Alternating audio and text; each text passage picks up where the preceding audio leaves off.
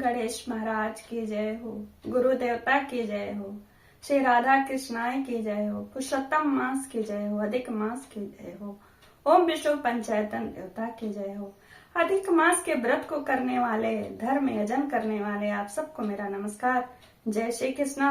आज मैं अधिक मास के 7वें अध्याय को सुना रही हूँ, 7वें दिन की कथा को सुना रही हूँ। यह कथा बहुत ही महत्वपूर्ण कथा है, क्योंकि इसी अध्याय में श्री कृष्ण जी ने अपना नाम अधिक मास को प्रदान किया है।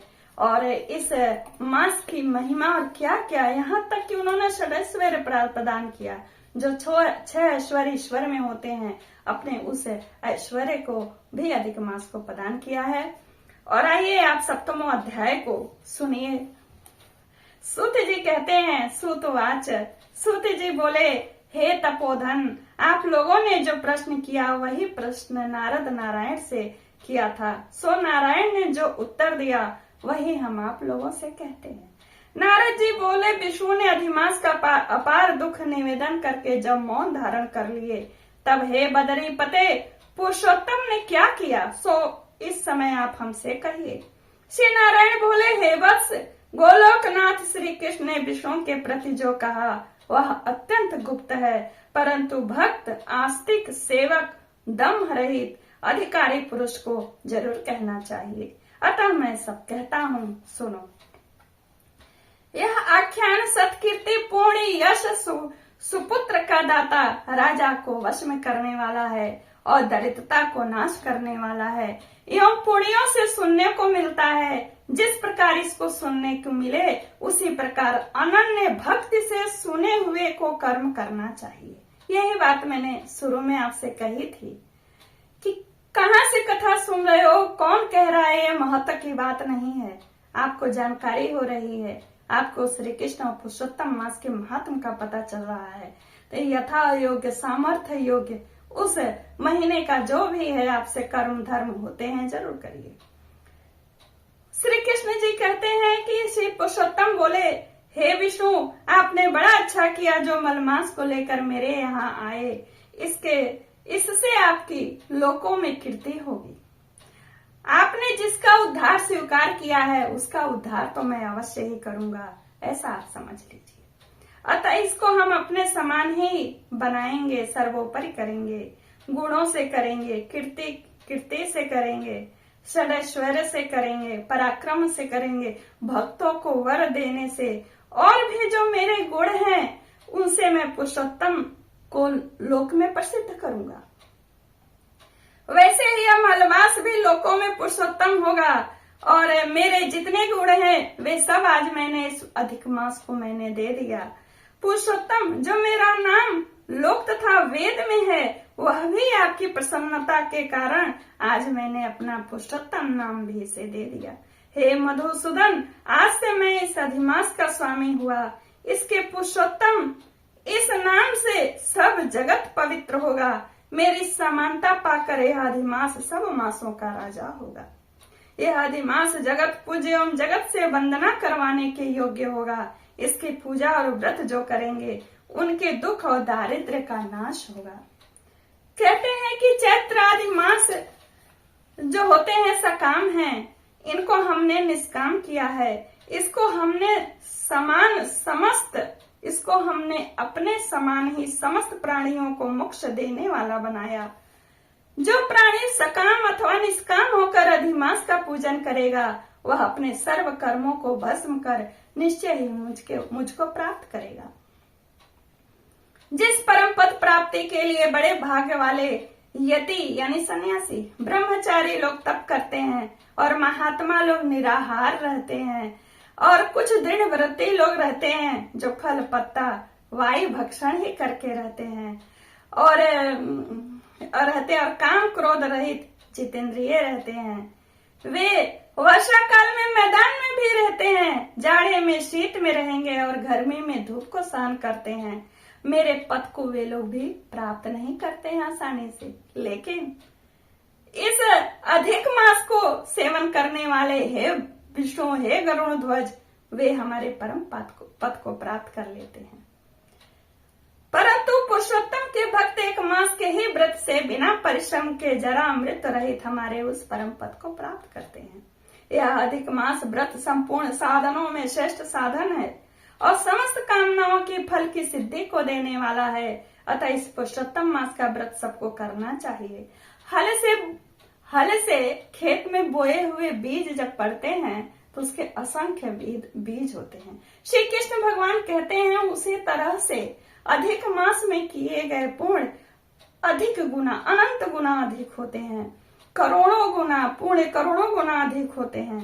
कोई चतुर्मास आदि यज्ञ करने से स्वर्ग में जाते हैं, वह भी भोगों को भोग कर पृथ्वी पर आते हैं। परंतु जो पुरुष आदर से भक्ति पूर्वक विधि पूर्वक अधिमास का व्रत करता है वह अपने समस्त कुल का उद्धार कर मेरे में मिल जाता है। इसमें संशय नहीं है। हमको प्राप्त होकर प्राणी पुनः जरा मृत्यु भय से युक्त एवं आदि व्याधि और जरा से ग्रस्त संसार में फिर नहीं आता है। जहाँ जाकर फिर पतन नहीं होता है सो मेरा परम धाम प्राप्त करता है। ऐसा जो वेद का वचन है वह सत्य है, असत्य कैसे हो सकता है। यह अधिमास और इसका स्वामी मैं ही हूँ और मैंने ही इसे बनाया है। और पुरुषोत्तम यह जो मेरा नाम है सो भी मैंने इसे दे दिया। अतः इसके भक्तों की दिन रात मधुसूदन श्री कृष्ण को चिंता बनी रहती है। उसके भक्तों की मनोकामनाओं को मुझे ही पूर्ण करना पड़ता है। कभी कभी मेरे भक्तों की अपराध गणना में आ जाता है, यानी गिनती में। श्री कृष्ण कहते हैं मेरे भक्तों की अपराध गणना गिनती में आ जाता है, परंतु पुरुषोत्तम मास के भक्तों को अपराध को मैं नहीं गिनता। इतना इस महीने को उन्होंने अधिकार प्रदान किया। मेरी आराधना से मेरे भक्तों की आराधना करना मुझे प्रिय है। समझ रहे हैं आप बात को? एक बार फिर से सुनिए। मेरी आराधना से मेरे भक्तों की आराधना करना मुझे प्रिय है। यानी जो स्वयं श्री कृष्ण से उनसे मिलते हैं, उनका प्रेम करते हैं, ध्यान भजन, लेकिन अगर उनको भजन करने वाले उनके भक्त का जो आराधना करता है वो ज्यादा श्री कृष्ण को प्रिय है। यानी अधिक मास उनका भक्त है तो अधिक मास में भजन यजन करना उन्हें बहुत प्रिय है। मेरे भक्तों की कामना पूर्ण करने में मुझे देर हो जाती है, लेकिन मेरे मास में जो भक्त हैं, मेरे मास के जो भक्त हैं यानी अधिक मास की, उनकी कामना पूर्ण करने में मुझे कभी भी विलंब नहीं होता। मेरे मास के जो भक्त हैं वे मेरे अत्यंत प्रिय हैं। जो मनुष्य इस अधिक मास में जप दान नहीं करते हैं वे महामूर्ख हैं।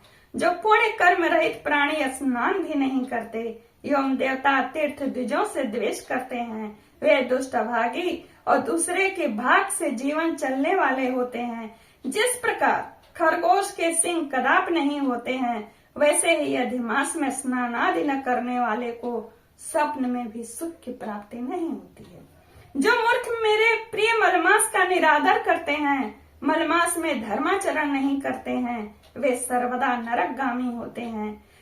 प्रति तीसरे वर्ष पुरुषोत्तम मास प्राप्त होने पर जो प्राणी धर्म नहीं करते वे कुंभ पाक नरक में गिरते हैं और इस लोक में दुख रूपी अग्नि में बैठे स्त्री पुत्र पौत्र आदि से उत्पन्न बड़े भारी दुखों को भोगते हैं।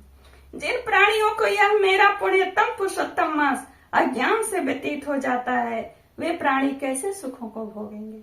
जो भाग्यशाली स्त्रियां सौभाग्य और पुत्र सुख चाहने की इच्छा से अधिमास में स्नान दान पूजन आदि करती हैं उन्हें सौभाग्य संपूर्ण संपत्ति और पुत्र आदि अधिमास देता है। जिनका यह मेरे नाम वाला पुरुषोत्तम मास दान आदि से रहित बीत जाता है उनके अनुसार कुल में मैं नहीं रहता, न ही उन्हें पति सुख प्राप्त होता है। भाई पुत्र धनों का सुख तो उसे स्वप्न में भी दुर्लभ है।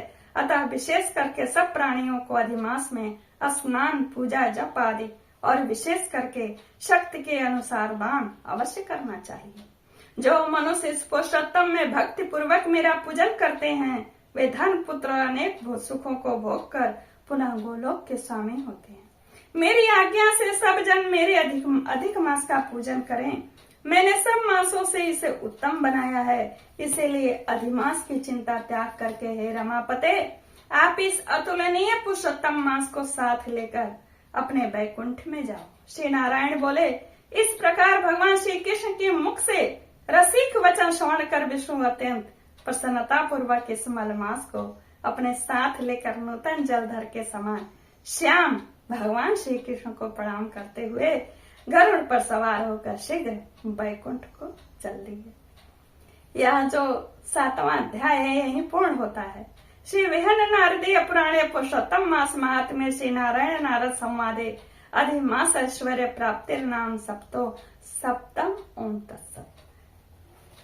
श्री कृष्णाय नमः। श्री कृष्णाय नमः। हे गोविंद, हे गोपाल, हम सबके अपराधों को क्षमा करते हुए अपनी भक्ति और अपने हिसाब से जो शुभता देनी हो हम सबको शुभता प्रदान करें। नमस्कार। जय श्री